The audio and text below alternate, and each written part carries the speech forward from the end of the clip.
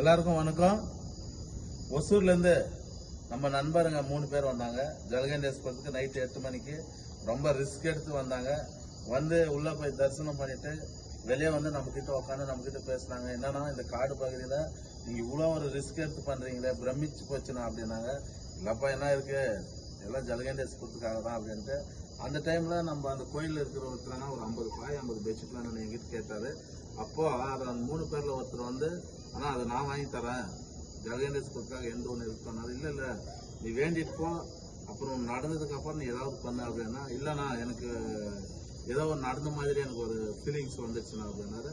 சரி, உன் இஷ்டம்ப்பா அப்படின்னு சொல்லும்போது அவர் வந்து 50 பாய் 50 பெட்ஷீட்டு 50 தலைமூட்டை ஜலகண்டேஸ்வரத்துக்கு வாங்கி கொடுத்துருக்கிறாரு.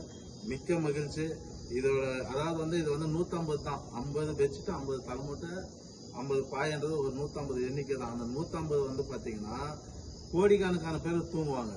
அந்த பாயில கோடிக்கணக்கான பேர் அந்த பக்தருங்க அங்கே வந்து தூங்குவாங்க. அது நிம்மதியான ஒரு தூக்கத்தை தூங்கி இருந்துப்பாங்க. அந்த புண்ணியம் அவருக்கு தான் சேரும். இது எவ்வளோ இன்வெஸ்ட்மெண்ட் பண்ணாரோ இந்த மாதிரி 100 மடங்கான ஒரு இது வந்து அந்த கடவுள் கண்டிப்பாக அவர் தீபத்துக்குள்ளே இன்னும் 1.5 மாதம் தான் இருக்குது. அதுக்குள்ளேயே அவருக்கு அந்த கடவுள் ஒரு மகிமையை தருவாருன்னு சொல்லி என் மனசார எனக்கு வேண்டிக்கிறேன். அதே போல் இந்த ஜலகண்டேஸ்வரம் வந்து அவர் வீட்டுக்கு போய் இன்னும் ஒரு 1 ஹவரில் சேர்ந்துடும் கண்டிப்பாக. அதாவது வந்து இந்த மாதிரி ஒரு மனசு எல்லாருக்கும் வர்றதில்லை. நல்லா உண்மையிலே சொல்கிறேன், கிரேட். கடவுள் உங்களுக்கு என்றைக்கும் துணையாக இருப்பான்னு சொல்லி நான் முடிச்சுக்கிறேன். நன்றி, வணக்கம்.